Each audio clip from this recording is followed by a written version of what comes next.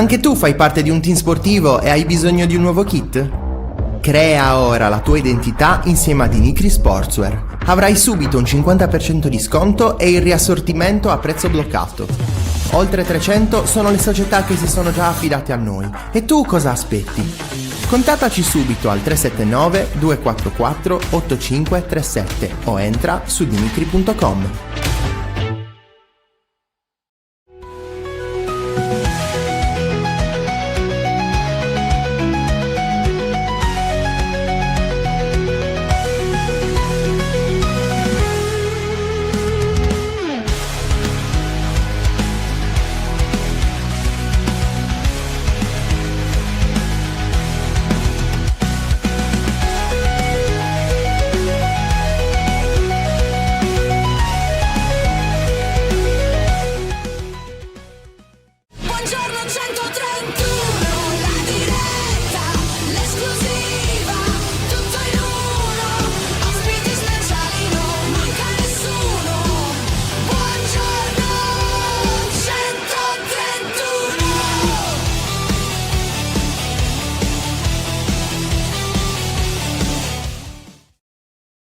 Buongiorno e ben trovati, nuovo appuntamento con Buongiorno 131, mercoledì 6 maggio, puntata 143, e settimana che porterà il Cagliari a sfidare l'Udinese sabato alle ore 15, un punto per l'aritmetica salvezza, ma basterà anche che la Cremonese non batta il Pisa. Ma diamo anche il buongiorno a Francesco. Ciao Fra, ben trovato. Salve. Complimenti per la maglietta. Grazie, ci tenevo. Vedete di Sant'Efisio, insomma, visto che il voto è stato sciolto, giustamente oggi indossiamo questa maglia. Ci sta. Come va? Tutto a posto? Meravigliosamente, tu? Alla grande. Ieri ti racconto questa al volo. Faccio il video, papà, registrato, vado a prendere mia figlia, vabbè, tanto devo solo editare, vado nel play e praticamente si scopre che con l'altro software che ho, se ho una radio online accesa, non si sente l'audio. Quindi ho fatto il video per niente. Alle 10 mi sono dovuto rimettere a fare il video. Ma già quanto ero contento. Praticamente ho perso tutta la partita di ieri. Che grande. Okay. Hai visto? Sei un po' il nostro idolo, dai. Sei un po' il nostro idolo. Idolo un po' di tutti. Non mi sono sentito tanto idolo ieri sera. Non ero molto... Avevo anche intenzione di mandarti un messaggio per condividere il mio entusiasmo nel dover rifare un video alle 10 di sera. Però ho detto, vabbè, hai lasciato in pace. Ciao Snoopy, ben trovato. Grazie per i giovani. Non sei capace. Sai quando hai 250 finestre aperte? E ce n'è una io magari dal pomeriggio. No? Difficile che abbia più di tot finestre aperte. 3-4 esagerando. Già 4 mi danno fastidio, quindi immaginati un po'. Assolutamente. Bene. Allora, tra l'altro ieri nuova notizia, possiamo scherzarci sopra, però l'infortunio di Liteta, perché comunque nuova lesione al flessore della coscia destra, è vero che non è una vera notizia, perché poi in realtà il giocatore si era fatto male già poi con la primavera di venerdì.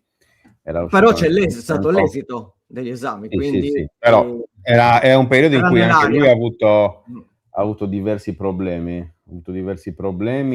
E niente, quindi insomma è anche normale purtroppo che ci siano queste situazioni. Si aggiunge al lungo elenco di infortuni di questa stagione. Oramai non fa neanche più notizia, se ti dico la verità. È evidente che l'anno prossimo, vista la prossima stagione, bisognerà fare un ragionamento, non noi ovviamente, ma chi di dovere, un ragionamento sul discorso infortuni, perché è evidente che qualcosa non abbia funzionato. Non so dove sia il collo di bottiglia, però sicuramente risultati alla mano, qualcosa non ha funzionato. Quindi... Questo è senza alcun dubbio, al di là dei 3 crociati, che quelli possono essere anche casuali, però ci sono tanti infortuni muscolari, ma anche ripetuti. Viene da pensare a Deiola, che comunque è già quarto stop in un anno, e penso che comunque contro l'Udinese sarà difficile anche recuperarlo. A Bologna insomma ha provato, si era fermata, ha provato, ma dopo qualche minuto ha dovuto alzare bandiera bianca, perché effettivamente la problematica ma non stava già bene, si vedeva comunque che non era il miglior degli Olafra. Lui ha stretto i denti sicuramente per dare una mano alla squadra, però è anche vero che certe problematiche l'unico modo che hai per risolvere è fermarti, c'è poco da fare. Mi viene da pensare a Ken, ad esempio, che comunque alla fine anche lui problema alla tibia, è andato avanti fino a che è potuto, fino a che anche la nazionale si giocava il mondiale, poi non si è più visto in campo, quindi è stato un anno di tanti infortuni in generale, possiamo dire questo. Quindi non è, però vista anche le ultime settimane, forse devo fare questo calcolo, tanto lo devo fare anche per il fantacalcio, ovvero andare a vedere gli infortuni totali tra le varie squadre. Io penso che il Cagliari comunque sia tra le prime tre. Penso anch'io. Mi viene a pensare Napoli, Cagliari e forse anche Roma. Poi a posto. Penso che siano le 3 squadre più falcidiate dagli infortuni. Ripeto, cioè, è chiaro, ma poi anche sul discorso Crociati sicuramente è un evento traumatico, però è anche vero che se tu sei, come dire, se fai determinati tipi di allenamenti che poi magari mettono molto sotto sforzo anche il discorso articolare e dei legamenti, è possibile che nel momento in cui c'è il trauma il tuo arto sia meno performante, diciamo così, meno resistente anche, capito? Cioè, faccio un esempio. Se giochi a basket e salti a canestro, ogni volta che salti tu ricadi e quindi potenzialmente di n volte la possibilità di quando atterri il ginocchio faccia questo movimento. Ora, per fortuna tra i cestisti non capita tantissimo, però capita. Però perché? Perché si fanno degli determinati esercizi, si prendono determinate precauzioni per rinforzare molto poi anche tutti i muscoli che stanno intorno, per esempio al ginocchio, in maniera tale da, insomma, ridurre al minimo le possibilità di una torsione che poi crei problemi, ecco. E nel calcio lo sappiamo, cambi di direzione, cioè è lo sport ideale per appunto per i traumi, i legamenti e tutto. In più c'è il discorso anche appunto dei tanti infortuni muscolari che ha patito il Cagliari quest'anno, cioè se lo paragoniamo a quello che è successo l'anno scorso con Davide e Nicola, cioè, non si può neanche fare un confronto di percentuali, perché praticamente l'anno scorso non si è fatto male quasi nessuno. Vero. Quasi. Quindi. Ma basta vedere comunque che il Cagliari lo scorso anno per un anno ha praticamente sempre avuto a disposizione un solo centravanti, se vogliamo dirlo. Cioè Piccoli, quante volte si è parlato, speriamo che Piccoli regga, perché comunque l'alternativa a Piccoli non c'era, per fortuna è andata bene tutto. Per dire, Piccoli quest'anno ha avuto molti più problemi a livello fisico rispetto allo scorso anno, quindi sicuramente dipende, ci sarà un motivo, noi non siamo preparatori atletici, è ovvio che come dice Rock si tratta di una preparazione sbagliata o pura casualità, direi un po' e un po', nel senso magari casualità ci può essere, però quando cominciano ad essere tanti, insomma, la casualità è 2, 3, 4, quando ne è 10, 12, 13 e poi magari un giocatore più volte, evidentemente certe situazioni non sono state controllate a dovere, magari sono state sottovalutate, magari non bisognava fare un certo tipo di allenamento, io non lo so e quindi non posso dire qualcosa che non so, ipotizzo, sicuramente è stata una problematica di questa stagione, che posso dire in quei 2 mesi, quindi febbraio o marzo, ha rischiato di essere determinante, perché al di là degli alibi, infortuni, tutto quello che si vuole, i giocatori messi in un altro ruolo, tante difficoltà, però gli infortuni era comunque un dato oggettivo. È ovvio che il Cagliari nel momento in cui non aveva 3, 4, 5, 6 giocatori titolari, è ovvio che inevitabilmente tanti giovani insieme in campo l'esperienza lì la fa da padrona, probabilmente subentrata la paura, ecco lì, quei 2 mesi, hai rischiato un po' di rovinare quella che era la stagione, perché, parliamoci chiaramente, è vero, manca un punto, però diciamo che il Cagliari è salvo, però una retrocessione, visto un po' qual era l'andamento del campionato, sarebbe stata forse un po' più difficile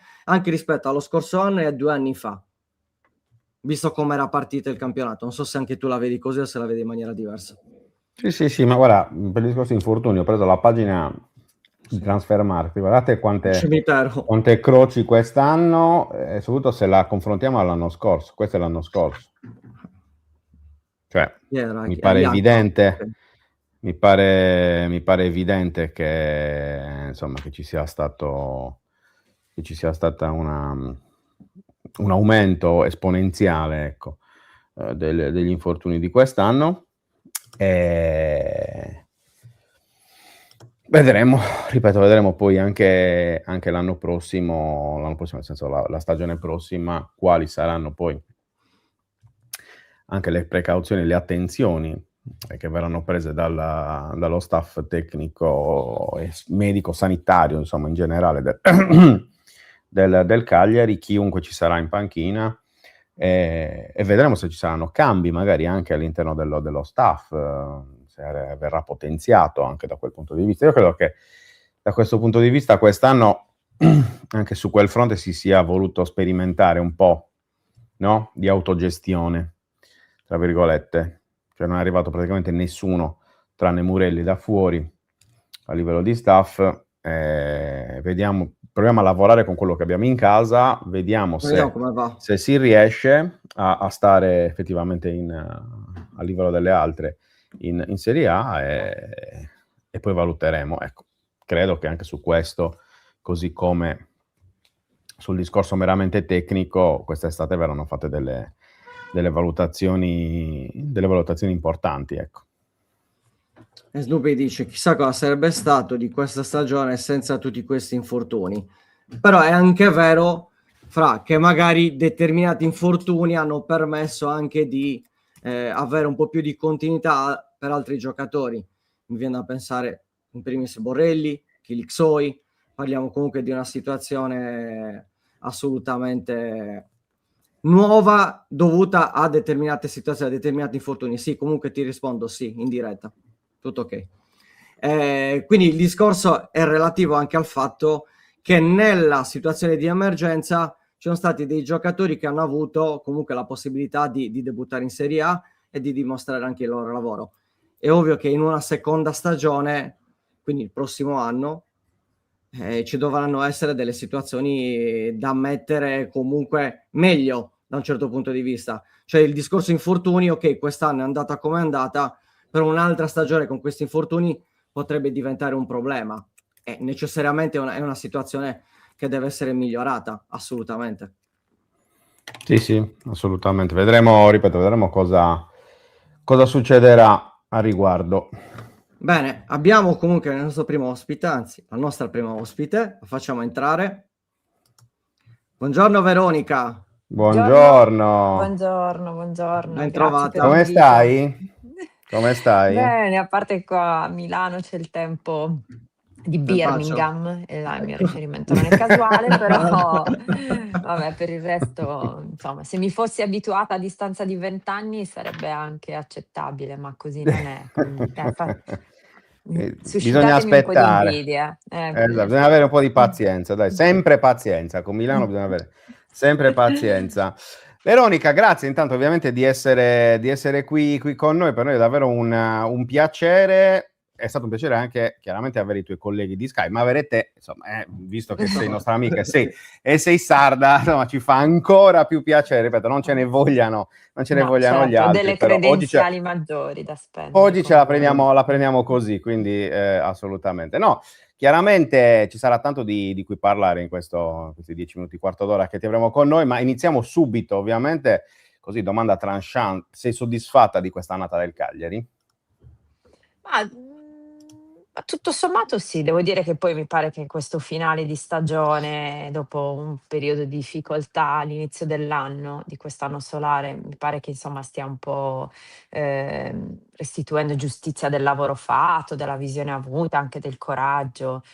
Quindi cioè, un po' di sofferenza io credo che sia sempre nel DNA della squadra, ecco. Ricordo sempre con piacere le parole di Ranieri quando diceva che insomma aspettava le libecciate sino alla fine della stagione, e credo che insomma da questo tipo di visione, di orizzonte, di senso non si debba mai uscire, altrimenti poi si perde di vista la realtà, soprattutto se punti sui giovani come hai fatto quest'anno, ecco.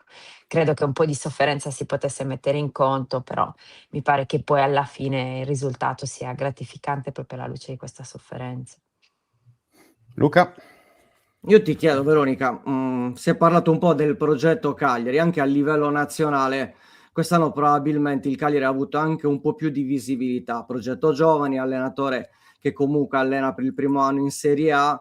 Quali erano le aspettative? Perché, come hai detto bene tu, ci stava la sofferenza, ci stanno gli errori, però è stato un campionato un po', ha iniziato benino, poi c'è stata fino alla partita con la Roma a dicembre dove il Cagliari comunque era in difficoltà. Quelle 3 vittorie contro Juventus, Verona e Fiorentina che comunque hanno messo il Cagliari in tranquillità, quasi 11 punti di vantaggio sulla terzultima, mercato, infortuni, 2 mesi di oblio e poi la vittoria con la Cremonese. Però c'è stata la sensazione in cui tra febbraio e inizio di aprile il Cagliari rischiava di rovinare tutto quello che di buono aveva fatto, perché parliamoci chiaramente, una retrocessione non sarebbe stata gradita soprattutto alla piazza. Non mi sente più? Non l'hai sentito, vero? Quello che ha No, detto mi dovete Luca? scusare, non volevo interromperlo, ma purtroppo non lo sento. Non ti ha Però mi fido, sentito. gli do ragione a priori. No, ma la cosa più bella è che poi ti ha fatto una domanda concisa, quindi adesso Ah, anche ecco. fare Vai al volo. un sunto di quello che ha detto. Quali erano le aspettative iniziali di No, questa stagione, più altro soprattutto come a livello possiamo risolverlo in nazionale? modo che io Eh, possa sentire le eh, prossime? all- No, vabbè, Prova a entrare e uscire farai io? tu da prova a filtro. entrare e uscire lui. Prova a Dai, entrare e uscire provo lui. io, dai, Bravo. Tu hai sentito comunque la mia provo io. domanda, vero? Cioè, quali erano le aspettative nei confronti del Cagliari? Iniziali. Sì, sì, sì, sì. Quelli di inizio Ma stagione secondo secondo me le te. aspettative, appunto, il punto di vista che vi ho portato era un po' quello che poi posso aver raccolto in redazione piuttosto che in giro, anzi, forse c'erano anche un po' di dubbi naturalmente su quello che avrebbe potuto fare Pisacane, non per le sue capacità naturalmente, ma perché poi l'esperienza della Serie A è sempre poi un'incognita particolare. Quindi secondo me, ecco, il Cagliari ha rispettato le attese, anzi forse è andato rispetto anche a ehm, da alcune ipotesi forse anche al di là, nel senso che poi alla fine, è una squadra che è piaciuto il modo in cui, ehm, ha provato a interpretare anche con personalità alcune partite, sono piaciuti ovviamente alcuni giocatori, per cui anche di riflesso grazie alle scelte della società, non so, che ha puntato banalmente su palestra, insomma,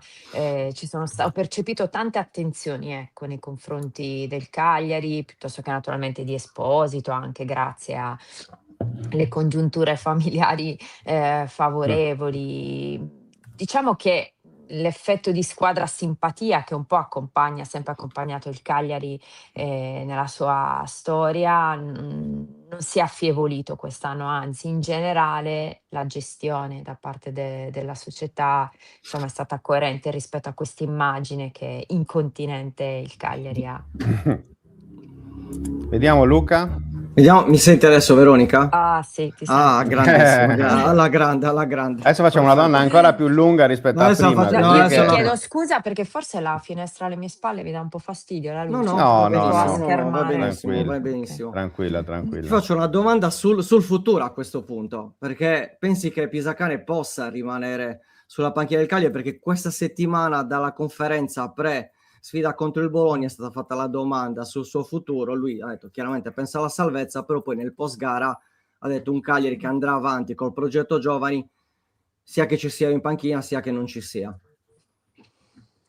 Ho sentito insomma che, il suo lavoro è piaciuto e quindi può aver destato interesse anche di altri club, insomma questo poi si dice ogni volta che un giovane bravo allenatore, fa bene, anche per questo è anche un momento storico particolare in cui forse i giovani allenatori hanno un po' più chance, rispetto al passato. Però insomma io penso, e spero che possa proseguire, intanto perché secondo me sarebbe prematuro per lui. Andare altrove, qui insomma ha la fiducia della società, può spendere tutta la credibilità che si è costruito, quest'anno e poi insomma si parla tanto di progetti, sarebbe veramente un peccato se venisse, interrotto adesso, soprattutto se il club vuole continuare appunto su questa scia. Mi pare che lui, insomma sappia interpretare bene lo spartito che gli è stato dato. Quindi alla fine io penso di sì, è anche un po' un gioco delle parti insomma, credo che Certo. non possa dire in automatico: "Sì, resterò", insomma. Fa anche bene, insomma, ha lavorato anche un po' sulla costruzione della sua immagine, mi pare che questa risposta un po', insomma, vada a inserirsi su in quel contesto. Fra? Sì, anche giustamente ha lavorato sulla sua, no, cioè perché chiaramente ricordiamo Ecco, ora non sempre, sento Fra. O sento l'uno o sento bello, l'altro. No, bello, vabbè, no, be vabbè ragazzi, è incre adesso? Esci Fra. Es Pro aspetta, vediamo un po'. adesso? No? Sempre Prova? no? Ecco, oh adesso sì, No, Oh, mi adesso vi sento senti? Bene, okay, entrambi, bene. sì, sì, okay. sì. Okay, no dicevo, ha dovuto anche un po' costruirsela la sua immagine Pisacane, perché a differenza, per esempio di Cesc Fabregas, che ovviamente è l'allenatore giovane che ha preso, no, Mh-mh. l'occhio di tutti in questi anni, grazie anche alla sua carriera, la sua grandissima ca non gran no, grandissima carriera da calciatore.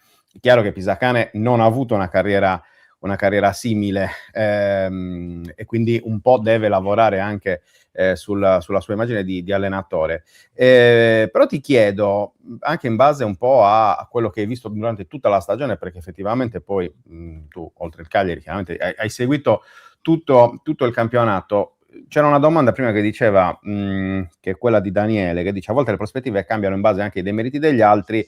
Se non ci fosse stato il crollo della Cremonese, credo avremmo avuto un'altra opinione del lavoro di Pisacane. Cioè, secondo me è così? È una Serie A che per la lotta a salvezza ha visto quasi da subito 2 squadre crollare e poi quasi 3, diciamo così, perché poi la Cremonese ha qualche punto in più, però fa tanta fatica.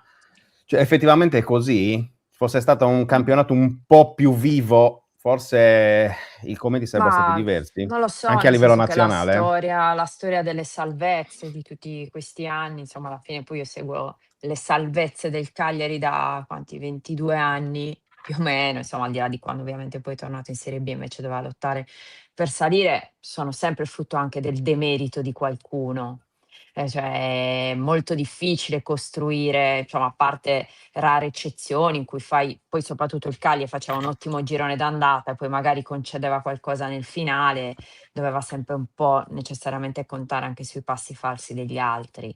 Però voglio dire, questo è lo sport, nel senso che, bisogna sbagliare meno dei propri avversari, quindi io, insomma, non credo poi comunque non parlerei solo del lavoro di Pisacane, anche il lavoro della società che gli ha messo a disposizione dei giocatori adatti a costruire quel tipo di squadra, che aveva in mente. Cioè, è un po' difficile oggi scindere, le cose. Quindi non è tanto il lavoro di Pisacane che dobbiamo giudicare sulla base degli altri risultati, ma proprio il lavoro del Cagliari, che probabilmente ha, inserito anche dei giocatori che per energia, l'intensità di cui si parla oggi, anche l'entusiasmo, cioè per un attimo abbiamo pensato che la Cremonese, affidandosi a giocatori esperti, avesse delle carte in più da giocarsi sul tavolo della salvezza. Invece oggi scopriamo che il calcio sta un po' cambiando e che, non è detto che sia quello l'ingrediente necessario. Quindi in questo senso secondo me, le valutazioni del Cagliari in generale sono state delle valutazioni corrette, ecco. Non so se sono stata Sì, esaustiva. sì. Guarda, ti chiedo prima poi di passare la palla a Luca, sui singoli, perché stiamo vedendo ovviamente Mh. tante foto della partita di domenica a Bologna. Ti chiedo se c'è qualche singolo che ti ha palestra non vale, ovviamente come risposta, Fuori quindi classifica. tolto palestra, c'è qualche singolo che ti ha, colpito in positivo in questa stagione e qualche altro singolo che forse o meglio, da cui magari ti aspettavi qualcosina di più rispetto a quello che ha fatto a livello di rendimento? Ma, insomma, mi pare che il campionato poi di Gaetano con il cambio di ruolo sia stato uno degli aspetti tecnici più interessanti. Quindi piano piano si sia calato nel contesto Cagliari, insomma all'inizio con le sue difficoltà, insomma questa è una delle note positive. Io vabbè, personalmente sono una fan di Pavoletti, quindi mi sarebbe piaciuto vedere un finale di stagione diverso per lui. In generale un campionato da protagonista, ma naturalmente non dipende dalle qualità, di Pavo, ma ovviamente dai suoi problemi fisici, così come naturalmente aver avuto Belotti probabilmente per tutta la stagione, magari, avrebbe significato avere anche qualche punto in più. Bisogna un po' lavorare sulla difesa, ecco, in prospettiva. Io ho conosciuto un Cagliari di grandissimi difensori, di personalità, di qualità, di visione, adesso non voglio fare nomi, però, ecco, secondo me lì bisogna fare delle scelte un po' coraggiose, e voltare pagina, ecco. Mi immagino dietro, insomma, qualche scelta diversa. Si poteva fare qualcosa di più, di meglio, però va bene così. Però in prospettiva, ecco, mi piacerebbe, vedere ecco, non dico un Diego Lopez, non dico un Davide Astori, insomma, però, ecco, un altro bel difensore di cui essere molto orgogliosi. Sì, tra l'altro Astori che il Cagliari aveva preso Mh. ragazzino, ricordiamolo sempre, e se Sì. l'era Ma sai perché mi è coltivato, venuto in no? mente? Perché, lunedì ero all'Olimpico ed è stata celebrata giustamente la vittoria della Roma femminile e c'era Sì, Rossettini che si certo. godeva il momento dell'Olimpico, e quindi proprio mi ha rivangato i ricordi di quando il Cagliari tirava fuori questi giovani difensori bravi, anche lo stesso Michele Canini fece un grande campionato, ricordiamo era allora una nazionale under 21 che faceva bene, insomma erano tempi in cui, forse perché in generale il calcio italiano stava molto attento ai difensori centrali, cosa che in generale non è più una tendenza, non va più di Sì. moda, però poi alla fine averne uno veramente affidabile, solido, di personalità, ti permette poi anche di proporre un calcio offensivo diverso, con più sicurezza perché sai di avere le spalle coperte. Quindi ecco, mi piacerebbe che trovassimo un altro giovane, bravo difensore da mettere lì a proteggere Caprile. Vedremo. Ogni Luca, tanto uso la prima persona plurale, forse non dovrei, il mio ruolo cambia, il ti è contesto permesso, qua ti è mi fa permesso tutto, Esatto, guarda, non assolutamente, c'è quindi non ti problema, preoccupare, non ti figurati. preoccupare. Io vado Luca, poi sempre su lo un altro senti, sì? mi senti, sì? Sì, sì, sì, ora sì. Ah, okay, perfetto, alla grande. Ha perso quei 15 Allora, anni io di... vado su un'altra zona del campo, su un altro singolo, un giocatore che comunque ha diviso la piazza, c'è poco da fare, che è Kilik. Una Ah, gestione rivedibile, un mh, giocatore che quando è stato in forma ha fatto la differenza, perché c'è mh. poco da fare. I suoi gol di destro, sinistro, mezza rovesciata, di testa, mi pare che dal punto di vista tecnico non ci siano dei dubbi. Nelle ultime 4 partite non è entrato nemmeno un minuto, c'è il discorso relativo al riscatto e nell'ultima conferenza stampa post Bologna, Pisacane magari gli è uscita così la Mh. frase, però Kilixoy è un trequartista. Ecco, vorrei capire da te che idea ti sei fatto di Kilixoy? Cioè è un giocatore che può essere riscattato a quel prezzo, ovvero a 12 milioni. Ma allora, intanto l'idea che mi sono fatta è del prezzo in generale, nel senso che, ormai 12.000.000 brutto non sono una cifra gran poi ovviamente bisogna, relativizzare rispetto alle possibilità di un club, però per un giocatore offensivo, insomma 12.000.000 in generale non sono una cifra clamorosa. Io lo rivedrei francamente perché le potenzialità mi sembrano insomma, mi sembra che ci siano, anche lo stesso Montella quando era venuto a trovarlo, poi era capitato di sentire parlare di lui, probabilmente magari ha bisogno di fiducia e di continuità, come dicevate voi, io un po' l'ho perso di vista francamente dai radar. Però quando i giocatori hanno i colpi, soprattutto nel calcio di oggi che sta andando verso quella direzione in cui tu alla fine, soprattutto nei duelli, devi in qualche modo prevalere con la giocata che può essere anche distinto rispetto a quello che era, insomma, il calcio di 10 anni fa. secondo me vale la pena provarci, insistere. Ora io non so, voi sapete se se è stato inserito nella lista dei convocati per il mondiale? Io francamente questo dettaglio non ce l'ho, perché magari anche quella potrebbe essere la gestione dei giocatori, perché lui era comunque nel giro della nazionale, quindi Sì, ma sai poi è anche questo. stato retrocesso in Under 21. 21, mh-mh. Nell'ultima partita è un po' fatto il pazzariello perché è stato Ah, okay. espulso con con Con una 21. rissa in campo, con parapiglia in campo, quindi non so se effettivamente Potrà rientrare nelle scelte di Montella, ma a prescindere, insomma, da questo non lo so, secondo me è un giocatore, sul quale che ha delle caratteristiche, ecco, particolari. Poi sul ruolo esatto, sai, poi ancora oggi vediamo dei giocatori che si spostano, insomma, adesso poi il trequartista è anche, diciamo, di per sé proprio un ruolo che si può interpretare in tanti modi. Non lo so, io insisterei, a me piace, devo dir la verità. Al di là della continuità, ma che non è l'elemento che si può richiedere poi a giocatori stranieri che arrivano da altri contesti, giovani, con difficoltà legate alla lingua, ecco, lo aspetterei. Perfetto. Fra, in chiusura? no, su Kiriksoy anch'io la penso come, ma lo sapete, ve l'ho detto già da settimane, da mesi, che anch'io lo riscatterei, magari non a 12 milioni, cercherei un micro sconto, però insomma secondo me è un giocatore da provare a tenere e rigenerare, secondo me, proprio a livello globale, cioè di testa, di fisico, di fame calcistica, insomma, di voglia di esplodere effettivamente, perché davvero ha fatto vedere delle cose eccelse e però poi anche altre cose meno eccelse, ecco, come sicuramente la dedizione al lavoro e alla voglia di fare il professionista. Vero, il Cagliari si salva sabato con l'Udinese? E poi festa? Che dici? Ma sì dai, perché l'Udinese è una squadra di picchi, però poi insomma ogni tanto è anche una squadra che concede, quindi secondo me sì, poi si deve salvare perché sennò calciomercato l'originale in Infatti. Sardegna, cioè no, Che poi non inizia lì proprio. esiste. Esatto, iniziamo in Sardegna, anzi speriamo insomma di avere la partecipazione, ovviamente viviamo anche dell'entusiasmo dei tifosi del Cagliari, quindi assolutamente si salverà, mi sembra il contesto giusto, il momento giusto, quindi sì. Però facciamo anche i complimenti all'Udinese in anticipo, a prescindere dal risultato, Esatto. perché Ci portiamo avanti. sì, devo dire che insomma è stata, non dico una rivelazione, però in alcune partite, in alcune circostanze sì, bravi.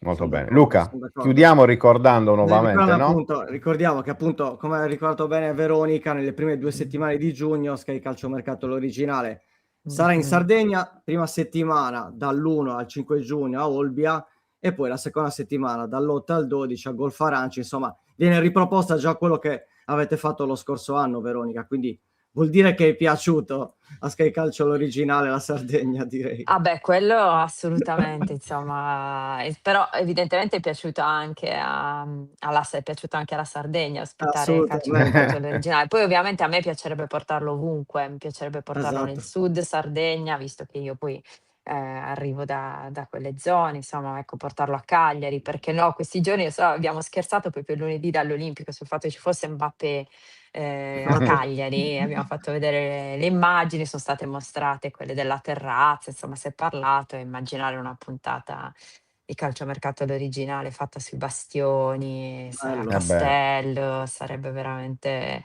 ecco, sarebbe veramente un sogno. Prima che finisca questa esperienza folle di calciomercato all'originale, ecco, mi auguro di realizzare questo sogno. Lavorate per noi, ecco, va bene. Ci Esatto. portiamolo a proviamo. Cagliari per presentare la squadra, per Faremo festeggiare le faremo il salvezze. possibile. Faremo il Lanciamo questa possibile per quello che campagna. esatto, Esatto. per quello che ci compete. Tra l'altro Mbappé gli è andata benissimo questa trasferta a Cagliari, visto che insomma, C'era bel sono tempo, vero? partite no, ma poi sono partite petizioni da parte dei tifosi del Real Madrid, perché non hanno Ah, in gradito quel senso molto. dici? Ma Sì, sì, ma non hanno lui già si è divertito sicuramente, è stato Beh, può benissimo, rivedere. su questo non ci sono dubbi. I tifosi non l'hanno presa proprio bene. Va bene, eh, Veronica, grazie davvero grazie come Grazie a a voi. voi. sempre per essere stata con noi, è stato Ci un vero sentiamo piacere. presto. Un abbraccio, buon lavoro a te e a tutti i colleghi di Skype, ovviamente. Grazie mille. Ciao. Ciao Veronica. Ciao, grazie. Eccoci qua. Perfetto. Tra l'altro questa roba di Mbappé veramente negli ultimi giorni ha preso una deriva, sino a ieri c'erano quasi 2 milioni di firme, però è nel web, quindi è stato spiegato, magari ci sono anche i tifosi del Barcellona che hanno firmato. Aiuto. Perché sai qual è il discorso, Fra? Perché in caso di rottura con Real Madrid c'è il Cagliari che si può inserire nella trattativa. Sì. Lui in realtà è venuto a Cagliari per vedere la situazione. A vedere un po', fai vedere se c'è qualcosa dove investire. Intanto studio l'ambiente, poi vediamo cosa ne esce fuori. Sì, posso immaginare proprio, sicuramente è andata così. E va bene. Perfetto, vediamo, abbiamo il nostro secondo ospite e quindi eccolo là, facciamolo entrare subito. È con noi Andrea Feola, centrocampista o difensore, insomma, dobbiamo parlarne, Andrea, di questo cambio tattico del Costa Orientale Sarda. Buongiorno, ben trovato. Grazie dell'invito. Grazie mille. Come stai? Tutto bene, grazie. Voi? Beh, adesso che siete salvi, che è finito il campionato, meglio.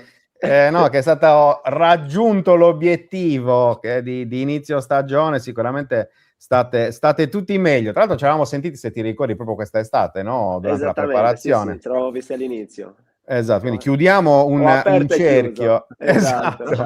Chiudiamo un cerchio sulla stagione del Costa Orientale Sarda, salvatosi bene, fammelo dire, cioè perché poi al di là di quelle che sono classifiche, punti e tutto, quello che c'è stato quest'anno era stata la convinzione di una squadra che doveva a se stessa e anche a tutta la piazza giallo-blu qualcosa dall'anno scorso, no? Ricordiamo l'anno scorso la retrocessione ai play-out, la scorsa estate ripescaggio in Serie D, Mister Loi appunto nella stessa intervista in cui hai parlato anche tu aveva detto non possiamo sbagliare niente, cioè sappiamo che ci siamo giocati i nostri giochi, quindi abbiamo anche questa responsabilità in più.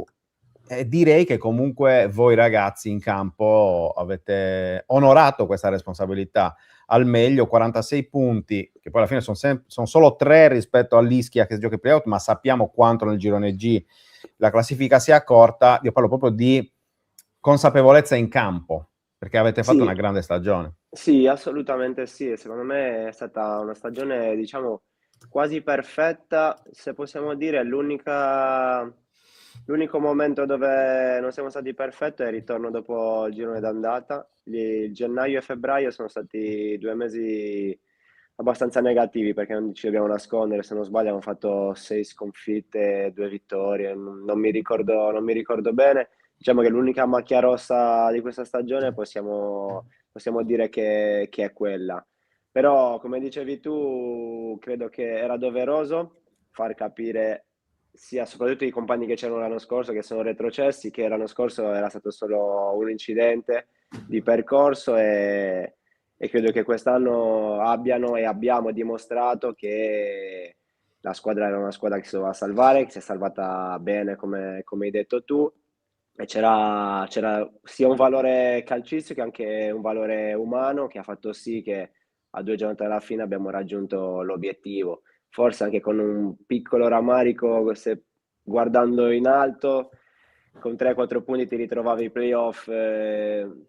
Da parte mia un po' di rammarico c'è. Ci tenevate, no? Insomma, una volta che eravate lì a fare il colpaccio, però vabbè, direi che comunque abbiamo visto un po' anche l'andamento nel campionato, alcune vittorie importanti e non banali, no? Penso alla vittoria in casa contro il Trastevere, la vittoria a Monastir nel derby contro la tua ex squadra, tra l'altro, perché tu l'anno scorso eri a Monastir, ma anche l'ultima vittoria, quella che poi di fatto ha sancito la salvezza, no? Lo 0-1 contro il Valmontone, squadra che ricordiamo, insomma, un potenziale offensivo, non dico da Serie C, ma quasi, comunque da vittoria del campionato, ecco, quello senza dubbio, perché Cali, Roberti, Senesi, insomma, sono giocatori che veramente sono in grado da soli di fare la differenza in campionato. Immaginiamoceli tutti nella stessa squadra. Quando è che hai capito che effettivamente eravate sulla strada giusta? Cioè, c'è stata una partita in cui hai detto, bene, quest'anno, cioè, siamo focalizzati sull'obiettivo.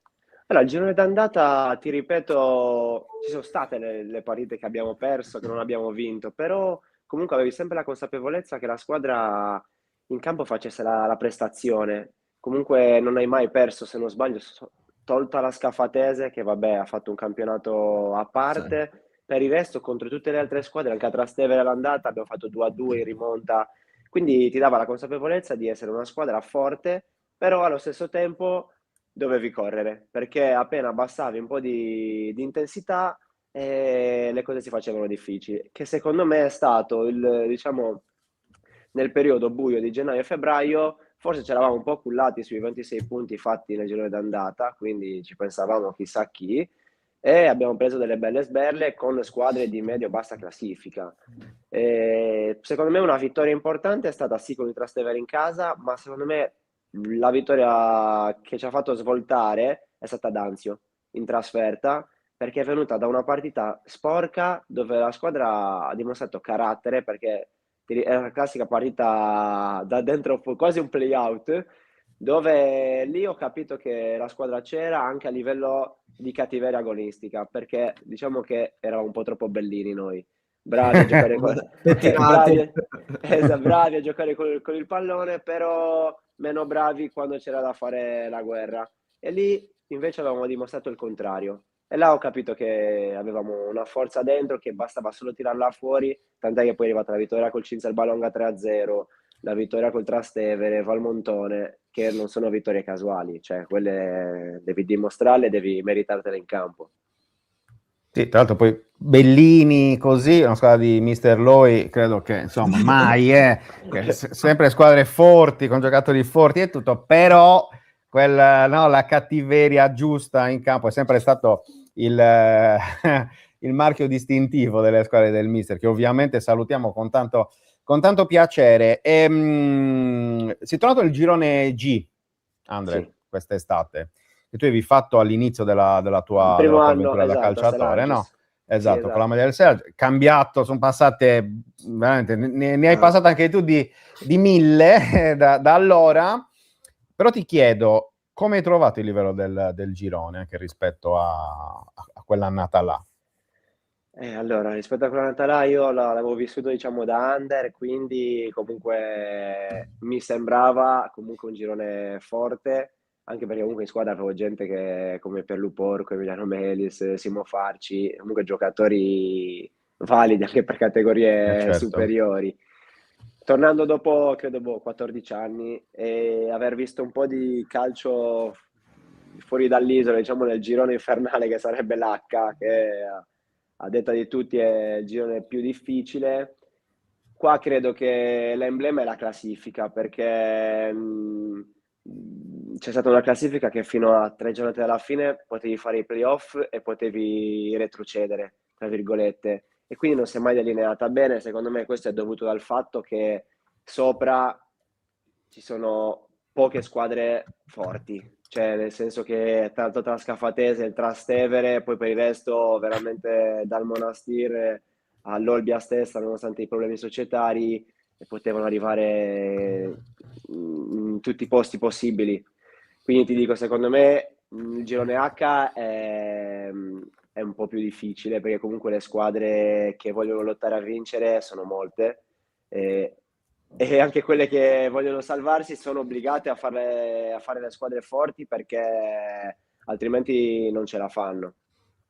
Quindi ho trovato, ti dico, un girone equilibrato, fatto di tanti giovani, di tante piazze che comunque non hanno il seguito che c'è nel girone H, quindi capisco anche che non è facile avere un budget importante per fare le squadre. Nulla, credo che sia un girone perfetto per i giovani questo. Assolutamente. Tra l'altro stavo guardando un po' adesso l'elenco della Serie D, del girone G, l'anno del Selargius, no? E stavo vedendo Cinzia Casertana, Lupa Frascati, Sarnese, Palestrina, Nola, Isola Liri, Turris, Anzio Lavinio, Ostiamare, Civitavecchia, Sora, e poi le sarde erano Arzachena, Torres, Porto Torres, Selargius, Progetto Sant'Elia e Budoni. Quindi insomma un livello di una stagione veramente, senza nulla togliere ovviamente a quella attuale, però chiaramente anche squadre che sono sparite poi nel frattempo, per esempio il Progetto Sant'Elia, no? Che era in quegli anni la seconda squadra di Cagliari. Io ho 1000 domande per te, ma passo la palla a Luca perché sicuramente ti vorrà fare, avrà qualche curiosità anche lui. Esatto, la curiosità è proprio questa, Andrea. Guardando un po' i dati, io ho visto che il COS ha lo stesso identico andamento in casa e in trasferta. Ovvero, esatto, 6 vittorie, 5 pareggi e 6 sconfitte. È difficile trovare, insomma, un andamento del genere sia in casa che in trasferta. Qual è il motivo secondo te? Se c'è un motivo, perché la casualità può essere sino a un certo punto. Esatto, un vero e proprio motivo non c'è, ma mi ricollego a quello che ho detto prima, che siamo stati una squadra dalla prima all'ultima giornata che poteva vincere e perdere contro tutti. Sì, perché eravamo una squadra forte e appunto magari abbiamo perso contro l'ultima in classifica e poi vai a vincere contro il Trastevere, quindi perché appunto era un girone equilibrato che tu potevi fare punti ovunque e perderli con chiunque. Secondo me l'andamento è dovuto da questo, perché non trovo altre motivazioni. C'è stato un periodo forse che andavamo molto più forte fuori casa che in casa. Esatto, perché io mi ricordo che avevamo avuto, adesso non mi ricordo chi, ospite, e il COS aveva un rendimento migliore, forse era a gennaio, in trasferta rispetto, magari nel girone di andata, ecco, in trasferta avevate un rendimento migliore rispetto al rendimento in casa. Questo mi ricordo così a memoria, vado così. Sì, esatto. Però poi mi è balzato questo dato e ho detto, beh, qui la domanda, che poi non ha una risposta, perché effettivamente... No. Che poi in teoria uno dovrebbe andare meglio in casa. In casa, il famoso dimostra che magari questa squadra avesse molto carattere, perché vincere fuori casa non è mai facile, anche giocando con la squadra meno brava, diciamo. Perfetto, Fra?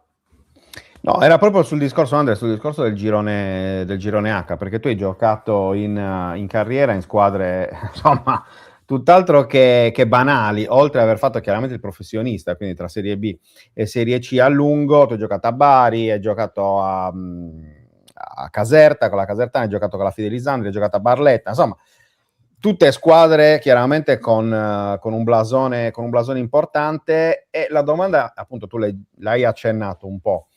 Però tu eri sempre nelle squadre che puntavano a vincere il girone H quando sei stato nel girone H, e quindi hai vissuto, credo, tutto, no? Il bello e il meno bello di una situazione del genere. Quindi se hai qualche aneddoto particolare di quegli anni lì, per esempio qualche aneddoto di Bari o in Puglia in generale, visto che comunque l'hai girata abbastanza, perché hai giocato anche a Casarano, quindi le hai fatte quasi tutte. Diciamo che appunto quando giochi uno in quelle piazze storiche, che il meno che fai la domenica sono 2000 persone, quando stai andando male ti devi prendere il bello e il cattivo tempo, perché quando vinci e arrivi dalla trasferta e ti ritrovi 1000 persone fuori dallo stadio, quando perdi esci dallo stadio ne trovi 2000. ne ritrovi altrettanto 2000, però non sono lì per applaudirti e a farti complimenti.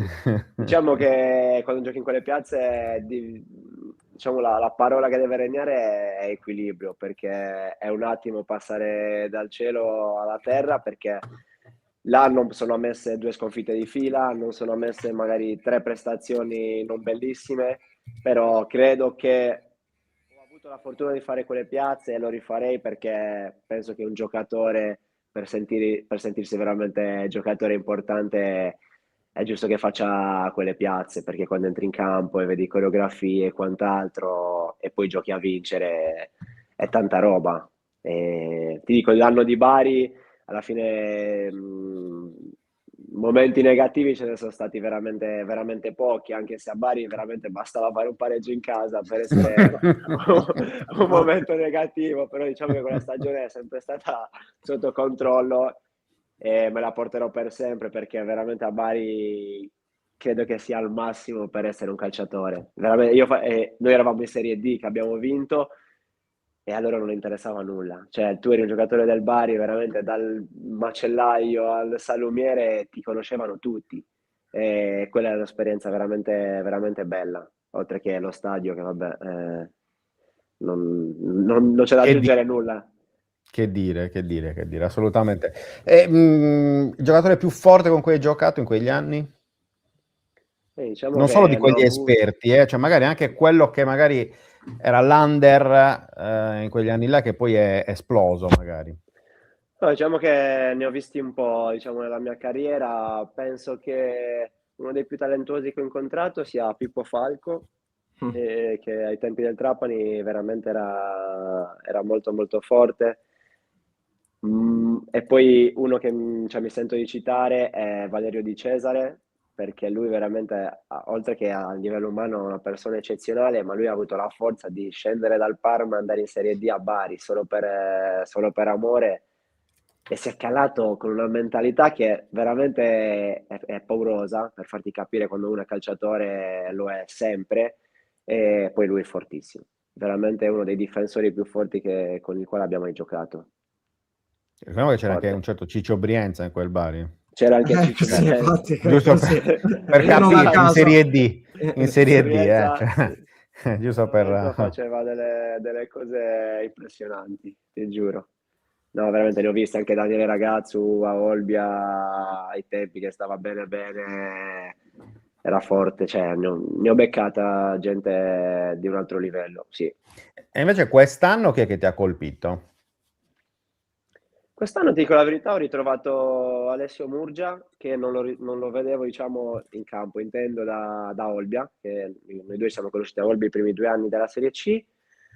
Ho ritrovato un Alessio maturato, molto forte, consapevole della sua forza, e ti dico la verità, quest'anno lui non che cioè, non sapessi le sue qualità, però vederlo con questa consapevolezza e anche questa leadership, anche se non è una leadership, diciamo, a parole, ma di campo, dico la verità, Alessio mi ha colpito molto quest'anno. Ecco, era sempre restando al campo, perché noi abbiamo iniziato la diretta dicendo centrocampista barra difensore del COS, perché quest'anno Mister Lui ti ha impiegato praticamente più in difesa che a Sempre. centrocampo, no? Praticamente sempre in difesa. Sì, Spiegaci un po' anche questo. diciamo che in carriera, quando serviva un giocatore da mettere dietro in emergenza, sono sempre Feola, stato, sempre pronto. esatto, sono sempre stato chiamato in causa. Si diceva per le letture tattiche, così me la raccontavano. Me l'hanno sempre venduta così, alla fine ci ho creduto, con gli anni cosa fai? Esatto. Ci devi credere. Non è che... Però fino a una volta che a Caserta, appunto, rimaniamo in 10, mi mettono dietro e in un quarto d'ora stavamo forse 2-0 sopra, 1-0 sopra, siamo 2-1 sotto. E là ho detto, forse il difensore non lo posso fare. Ecco. Poi diciamo che poi negli anni sarò anche cresciuto tatticamente, mentalmente. Già l'anno scorso a Mister Angheleddu 2 o 3 occasioni mi fece giocare dietro, e quest'anno il mister praticamente dalla prima giornata con latte dolce mi mise 10 dietro, forse a centrocampo ne feci metà partita contro il Flaminia e poi per il resto sempre dietro. Ma ti dico la verità, a me non dispiace, perché comunque appunto credo di essere un giocatore tatticamente intelligente, e in più il mister comunque mi dava anche licenza di far partire l'azione da dietro, che da centrocampista comunque è anche una bella cosa, che nonostante tu non giochi in mezzo al campo riesci a toccare un sacco di palloni. Poi ovviamente qualche lacuna difensiva ci può essere, soprattutto sui colpi di testa, sulla marcatura, quello indubbiamente, però credo di essere cresciuto anche sotto questo punto di vista, anche a 33 anni.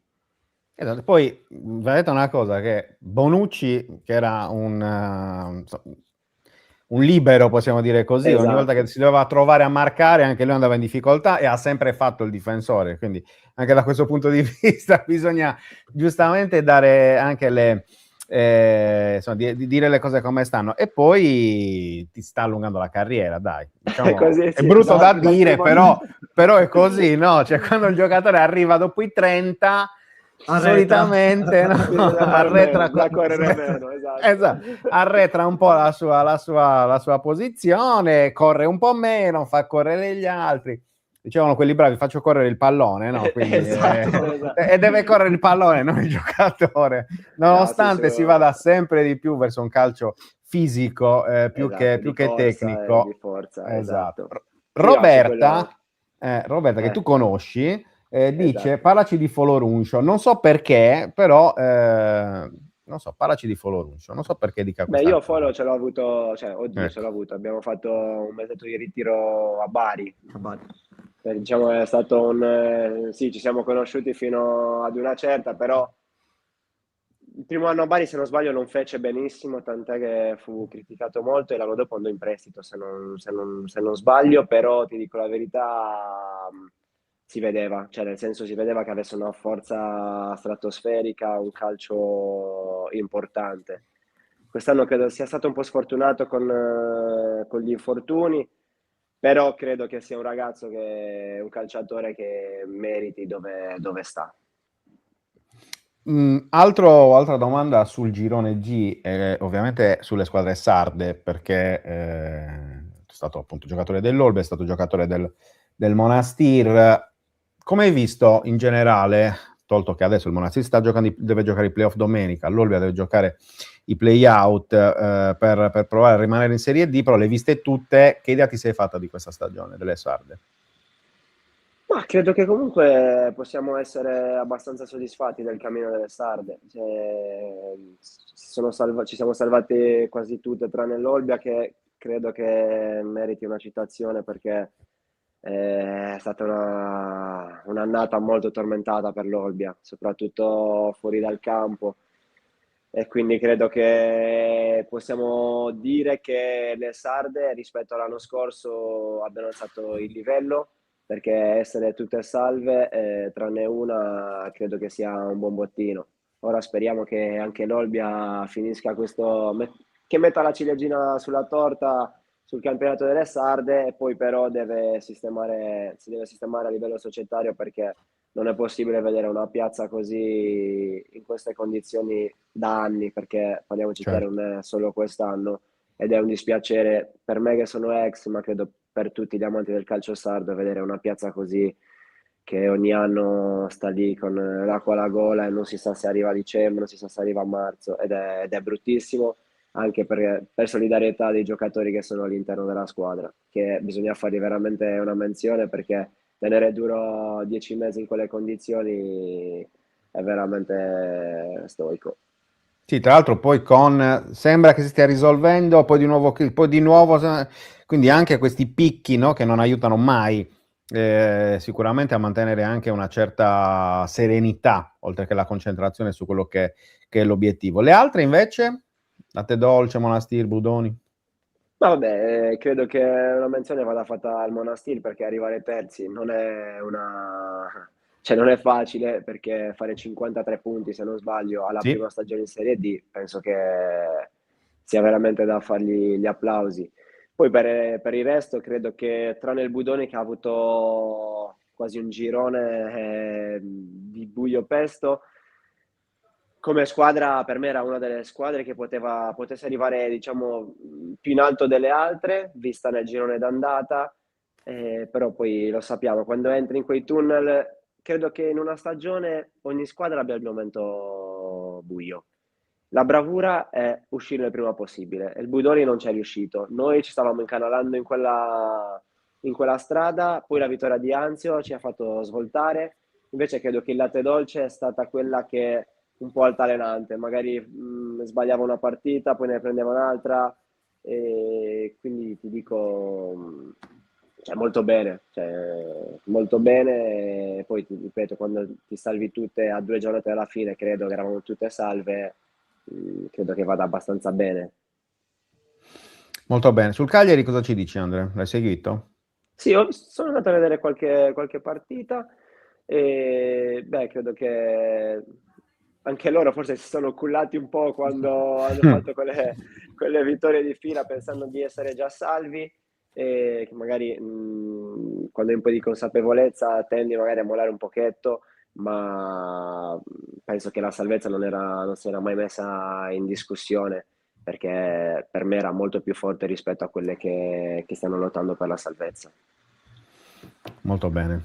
Luca, non so se hai Sì. altre domande, se no lo liberiamo, anche perché lo stiamo No, tampinando, no, tipo no. interrogatorio dell'FBI, quelle dei No, film. c'era una domanda giusto per chiudere l'intervista, quindi il prossimo ruolo, l'obiettivo è di andare in porta? Pensavo gli volessi chiedere se mi porti a Carloforte, se mi trovi un alloggio a Carloforte. No. Pensavo gli volessi chiedere quello, guarda, No, non mi sinceramente. permetto, no. No, conoscendoti, guarda. Non Che c'è sentito ancora quella l'accento di confidenza. Andre, no?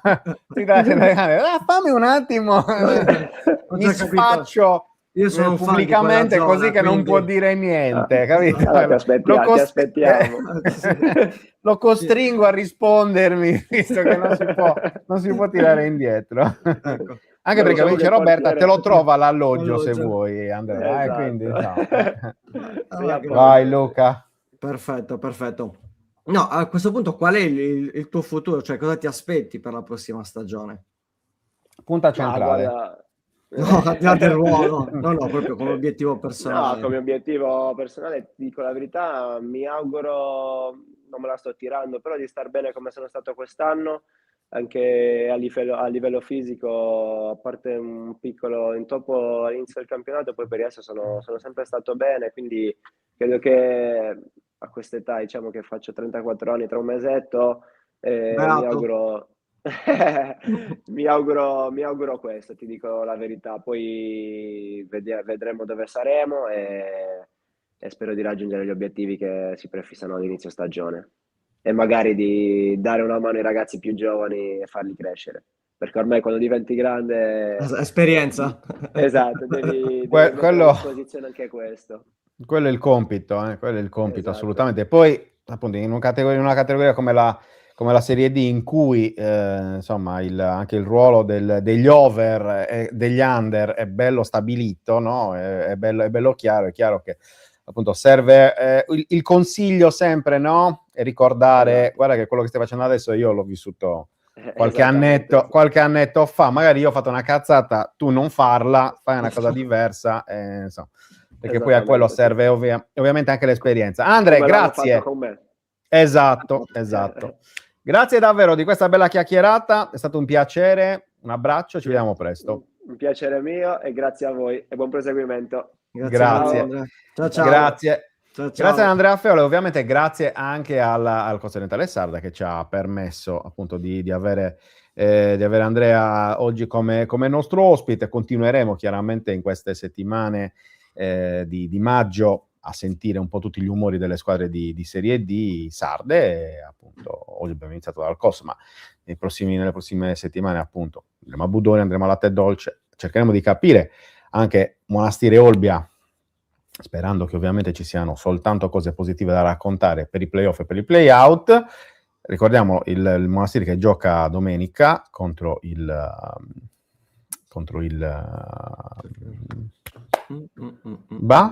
è venuto mi viene il Chiribizzo, aspetta. Mannaggia,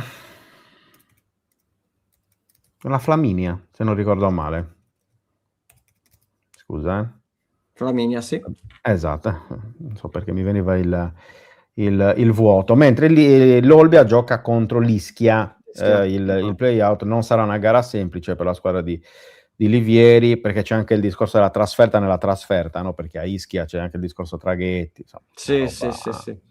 Una roba meravigliosa. Tra l'altro l'Ischia che tra i proprietari Ischia Isola Verde. C'è Luca Esatto. Cerchione che abbiamo avuto ospite, perché lui segue Ischia Napoli. Isola Verde. Ischia Isola Verde. Sì. Si chiamava così. Quando eravamo bambini. Tu eri già zio, famoso zio. Non sono zio da nessuna parte. Tu sei zio Tibia, proprio. Zio Tibia. Piccolo show, grande. Martedì horror. Sei zio Tibia, d'altronde, quindi... Va bene. Direi Ti ringrazio che abbiamo per detto questa tutto. menzione. Sì, anche zio Tibia. Figurati, lo sai che è un piacere, lo sai che riportarti sulla terra, ricordare i tempi andati. I bei tempi andati. Va bene, ragazzi belli, Ci vediamo Ragazzi, domani. ragazze, insomma, ragazzi in generale, senza genere, non è che ci sia la necessità di specificare sempre. Utenti. Esatto. Ci vediamo domani. Assolutamente. Domani ricordiamo doppia, perché di mattina andremo a chiudere Doppia un po' seduta. la settimana, tra cui ci Doppia sarà seduta. anche l'inviato dell'Udinese, dove andremo un po' a fare il classico focus della squadra avversaria il giovedì, mentre di sera andremo un po' al fantacalcio, mancano 3 giornate, vediamo un attimino che cosa si Parleremo riesce a anche fare di tennis domani, dai, perché ce lo chiedono sempre di tennis, e visto che si è appena concluso il Sardegna Open, parleremo di questo. Non vi diciamo con chi, ma parleremo di tennis. Esatto. Quindi vi aspettiamo domani dalle 10, come sempre. Grazie a Muy tutti, bien. grazie Fra. Incredibile, stiamo chiudendo alle 11:08, sono commosso. Ogni tanto succede. Sono commosso. Ogni tanto succede. Commosso. Va bene, da me sentiamo quasi da Sant'Efis e da Sant'Efisio è tutto. Se volete cercare le magliette, cercate di Nicri, insomma, googlate, come dicono quelli. Esatto. E poi, spiegami una cosa, adesso che approfitto di te, della tua presenza. Attenzione. Spiegaci la roba delle fonti preferite di Google, che non abbiamo ben capito. Ok. Allora, siccome c'è un po' di problematica a livello Google per cercare le notizie, c'è un'opzione dove dovete andare su preferiti di Google, digitare in questo caso 131 e avete la possibilità di menzionare 131 come fonte, prima fonte quando andate a cercare su Google praticamente. Non vuol dire che le altre fonti non ci sono, però mettete in priorità 131 riguardo tutto quello che tratta 131 fondamentalmente. Però c'è un'opzione, dovete andare su Google, preferiti lì sulla destra, cliccare, poi ve lo faccio vedere, tanto se no così a parole è vuoto, è inutile. Allora andate su Google, adesso io ho digitato Cagliari Calcio per fare più in fretta. Andate qua, notizie principali, dove c'è la stellina, e qua mettete appunto tutto fantacalcio. Tutto fantacalcio, vabbè, io tutto fantacalcio, perché ho già messo 131, quindi praticamente qua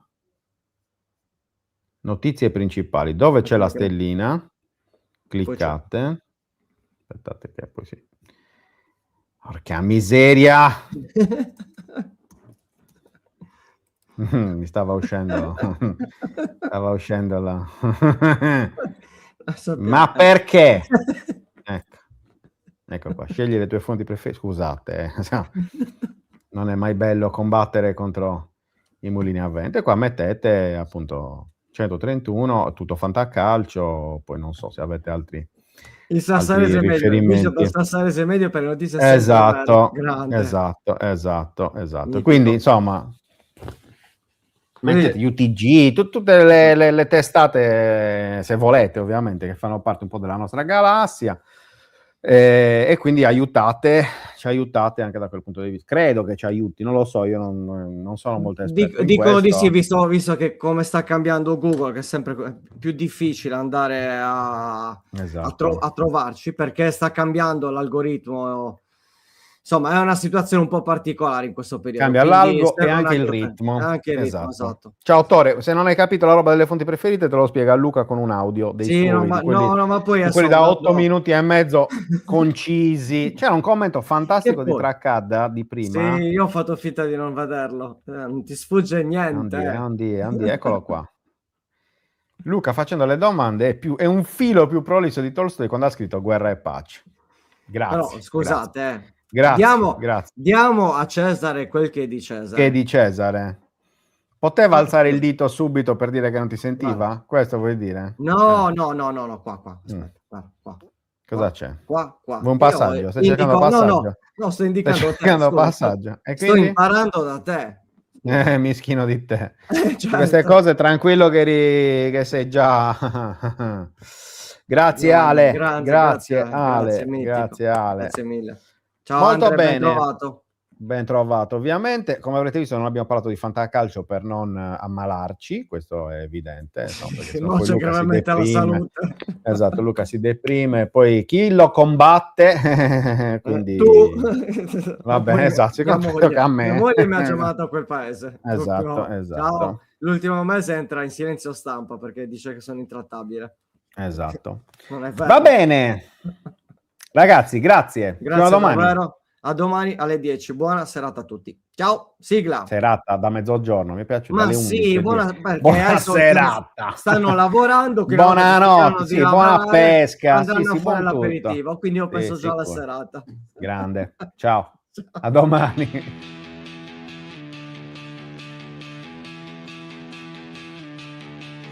La sveglia suona, la redazione in pista, Sardegna in diretta, c'è voglia di notizia, storie di sport, un'isola in piena, storie di vita, a voce alta, alza il volume, fatti sentire. Buongiorno 131, la diretta, l'esclusiva, tutto in uno, ospiti speciali, non manca nessuno. Buongiorno 131.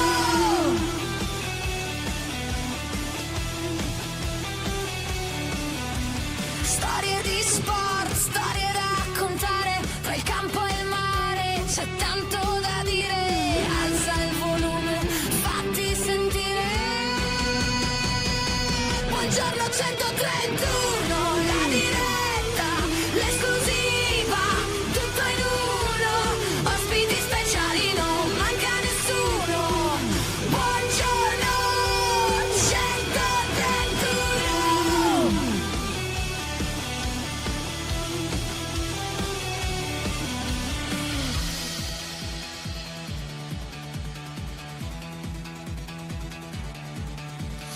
Alza il volume, fatti sentire la Sardegna voce, è pronta a stupire, un ritmo che batte, che non vuol finire.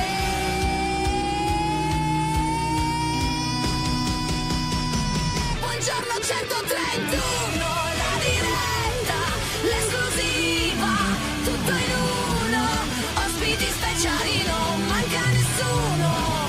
Buongiorno 131.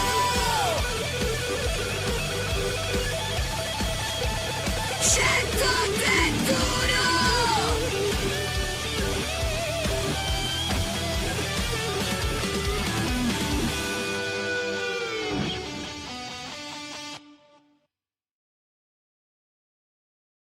Anche tu fai parte di un team sportivo e hai bisogno di un nuovo kit? Crea ora la tua identità insieme a Dinicri Sportswear. Avrai subito un 50% di sconto e il riassortimento a prezzo bloccato. Oltre 300 sono le società che si sono già affidate a noi. E tu cosa aspetti? Contattaci subito al 379 244 8537 o entra su dinicri.com.